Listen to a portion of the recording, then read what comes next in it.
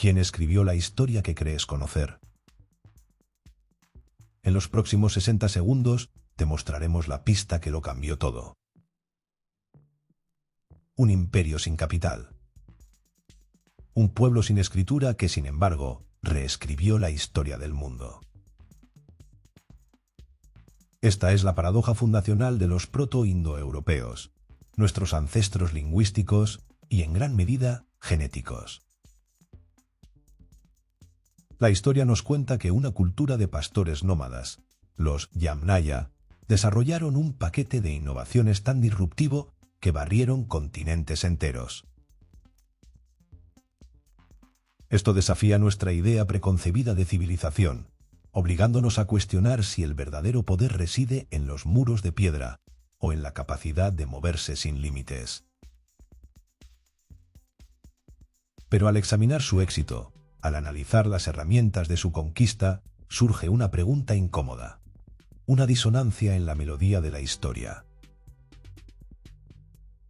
¿Y si la base de todo lo que creemos saber se tambaleara? La mitad de la historia estaba oculta. La otra mitad estaba en la sangre. Las pruebas arqueológicas y genéticas sugieren que su ascenso meteórico pudo haber sido impulsado por un socio secreto, un poder olvidado agazagado en las montañas del sur. Este es el comienzo de un viaje a los orígenes de nuestra propia historia. Una expedición para desenterrar las piezas de un rompecabezas que creíamos resuelto. Pero no podemos hacerlo solos. Cada documental de Ecos del Pasado Next es una investigación que compartimos con ustedes. Acompáñennos a cuestionar lo que nos han contado, a seguir las pistas que la historia quiso enterrar. Este no es un relato del pasado, es una búsqueda activa de la verdad, y su curiosidad es la brújula que nos guía en la oscuridad. Durante más de medio siglo, el consenso académico fue claro, robusto, y se conoció como la hipótesis Kurgan. En los pasillos de las universidades y en las páginas de las publicaciones más prestigiosas, arqueólogos y lingüistas, liderados por figuras titánicas como Marija Gimbutas, construyeron un modelo de una elegancia casi perfecta. La evidencia meticulosamente recopilada apuntaba inequívocamente a la estepa póntico-caspia, ese vasto mar de hierba al norte del Mar Negro y el Caspio, hogar de la cultura Yamnaya, que floreció aproximadamente entre el 3300 y el 2600 a.C. Esta teoría, como expone el historiador David Anthony en su obra seminal El caballo, la rueda y el lenguaje, lo explicaba todo con una coherencia abrumadora. La domesticación del caballo no solo proporcionó una movilidad sin precedentes, sino que se convirtió en un arma psicológica, un símbolo de estatus y poder. La invención de la rueda y la carreta de 4 ruedas tirada por bueyes fue la revolución logística que permitió el transporte de familias enteras, posesiones y cultura a través de distancias antes inimaginables. Debemos ser precisos. Hablamos de pesadas carretas para el traslado de clanes enteros, no de los ligeros carros de guerra de 2 ruedas, con radios que revolucionarían el combate casi 1000 años después en culturas como Sintashta. Finalmente, una sociedad guerrera, centrada en el linaje paterno, proporcionó la cohesión ideológica para la expansión.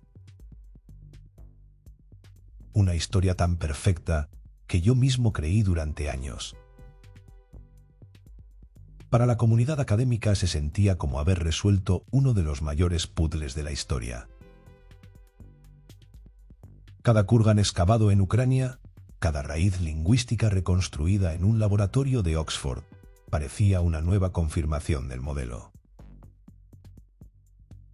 El ocre rojo espolvoreado sobre los huesos de los difuntos, los restos de sus carretas, sus hachas de guerra de piedra pulida.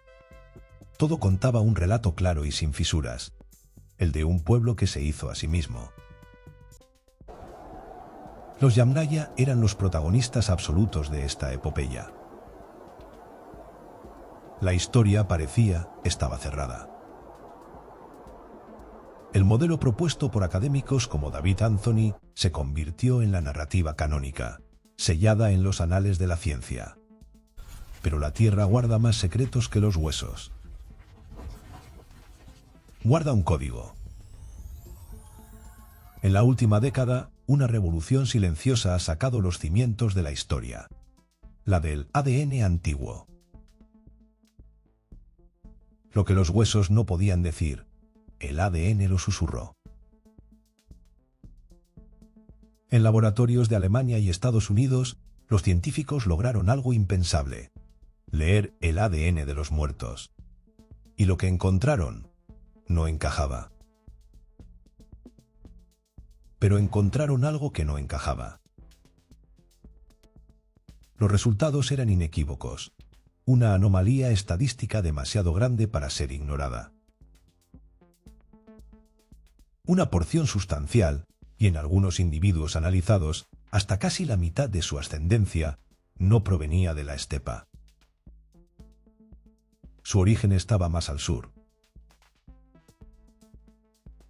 Específicamente en una población ancestral ligada a los cazadores-recolectores del Cáucaso. Estudios clave, como los publicados por el equipo de Iosif Lazaridis en su análisis del Arco Sur, revelaron la escala de esta mezcla fundamental. No era un contacto esporádico. Era constitutivo.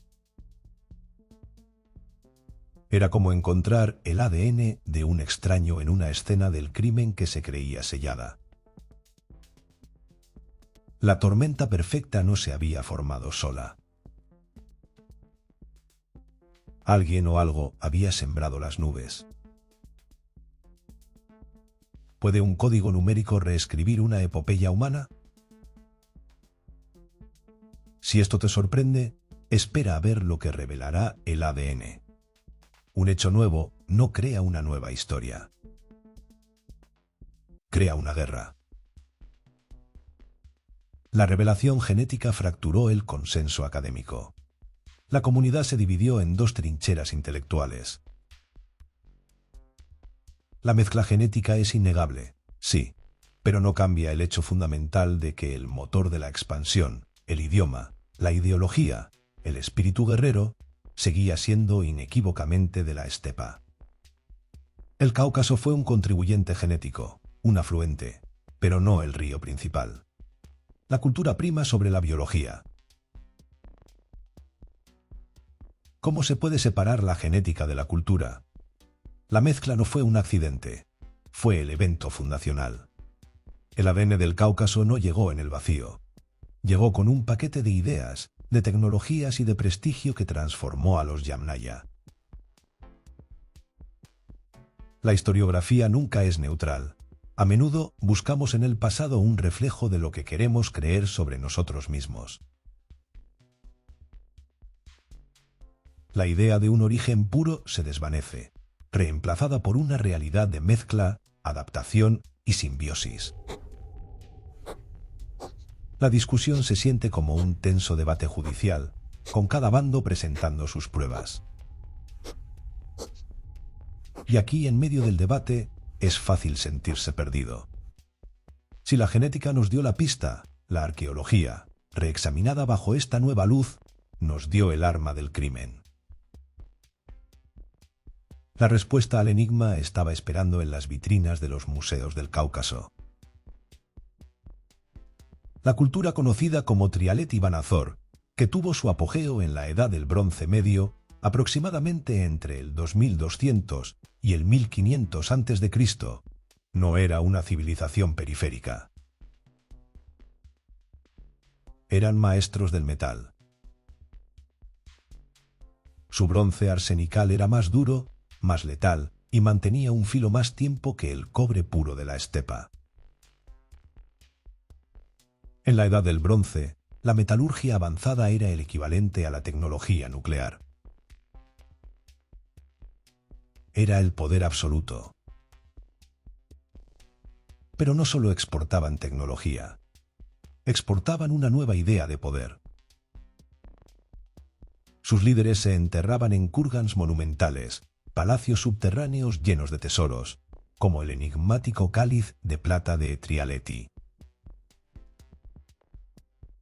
Las escenas procesionales grabadas en su superficie nos hablan de una sociedad jerárquica y de una ideología de realeza que era irresistible para las élites emergentes de la estepa. La pregunta que obsesiona a los arqueólogos es: ¿dónde está el artefacto puente definitivo? Esa daga caucásica encontrada en una tumba yamnaya sin lugar a dudas. Si bien existen patrones e influencias, la falta de un objeto así, irrefutable, mantiene el debate vivo y convierte esta búsqueda en una de las fronteras más excitantes de la arqueología actual. Cuánto de nuestra historia está definido no por lo que encontramos, sino por lo que aún nos falta por encontrar. La estepa tenía la fuerza bruta, la demografía, la movilidad. Pero el Cáucaso, una contribución significativa que pudo indicar un traspaso de prestigio, les proporcionó la marca, el branding de la conquista. La fusión no fue un simple intercambio. Fue una reacción química.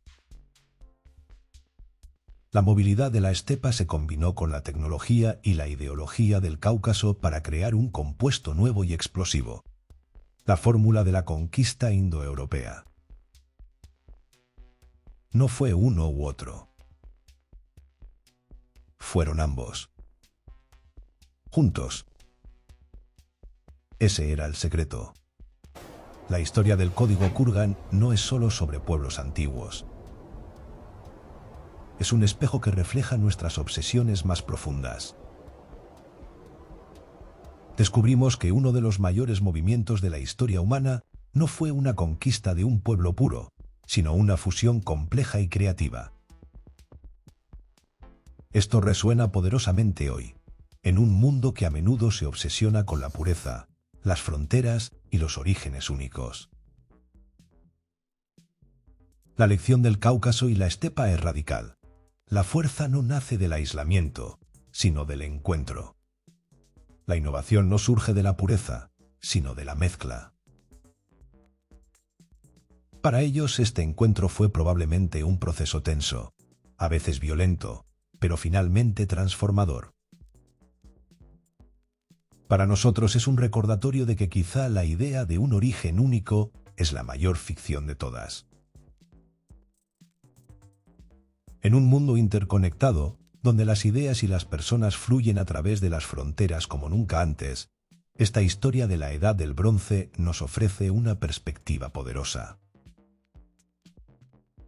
Nos muestra que la colaboración, el conflicto y la síntesis de ideas diferentes son el verdadero motor del progreso humano. La historia de los indoeuropeos no tiene un único héroe. Tiene dos socios, cada uno con sus fortalezas. Es la historia de cómo la necesidad obliga a mundos distintos a encontrarse y, en el proceso, a crear algo enteramente nuevo. Algo que ninguno de los dos podría haber logrado por separado. Y admito que esta idea me conmueve profundamente. Quizás todos somos en el fondo el resultado de un pacto olvidado entre la montaña y la llanura. Hemos conectado el pasado con el presente, pero la conexión más importante es la que se crea en nuestra propia mente. Esta nueva visión de la historia nos obliga a hacernos una pregunta fundamental. ¿Y si el verdadero misterio no es lo que descubrimos sobre el pasado, sino lo que esta revelación nos obliga a cuestionar sobre nosotros mismos? ¿Qué otras verdades aceptadas sobre nuestros orígenes podrían estar esperando a ser desafiadas? Tu reflexión es parte de esta historia. Si este viaje te ha hecho pensar, si ha encendido una chispa de duda o asombro, entonces nuestra misión está cumplida. Volvemos al principio. a ese hombre, a ese pastor en el umbral de un mundo nuevo. No solo se movía hacia nuevas tierras, se movía hacia un nuevo futuro, uno que sería forjado con la tecnología y las ideas de otros. En sus ojos se refleja el brillo de una forja lejana. Su historia es, en esencia, nuestra historia. Cada vez que adoptamos una nueva tecnología que nos conecta con el otro lado del mundo, cada vez que nuestras culturas se mezclan y crean algo nuevo, estamos repitiendo su viaje arquetípico. Su experiencia fue, probablemente, aterradora y excitante a la vez. El miedo primordial a lo desconocido y la atracción irresistible de su poder. La imagen final nos muestra a su descendiente 5 milenios después.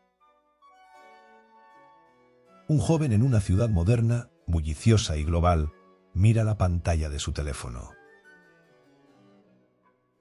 Un test de ADN le acaba de revelar la complejidad de sus orígenes, un mosaico de lugares y pueblos que nunca imaginó. Si tu abuelo creció en la ciudad, su ADN puede que todavía lleve la voz de las montañas. El código Kurgan no está enterrado en túmulos bajo la tierra. Lo llevamos dentro, en cada célula. Y cada día, con cada nueva conexión que hacemos, con cada frontera que cruzamos, seguimos escribiendo sus siguientes capítulos. El joven levanta la vista de la pantalla, mira a la multitud diversa que lo rodea y sonríe. La historia nunca termina, simplemente abre nuevas preguntas. ¿Cuál es tu veredicto sobre este pacto olvidado? ¿Fue una alianza, una absorción, una revolución? Creemos que las mejores historias son las que inician una conversación. Si estás de acuerdo, si crees que debemos seguir desenterrando estos ecos del pasado, demuéstralo con un me gusta. No es solo un clic, es una señal para que sigamos buscando. Y si quieres ser el primero en unirte a la próxima expedición, suscríbete y activa las notificaciones. El pasado tiene más secretos que contarnos.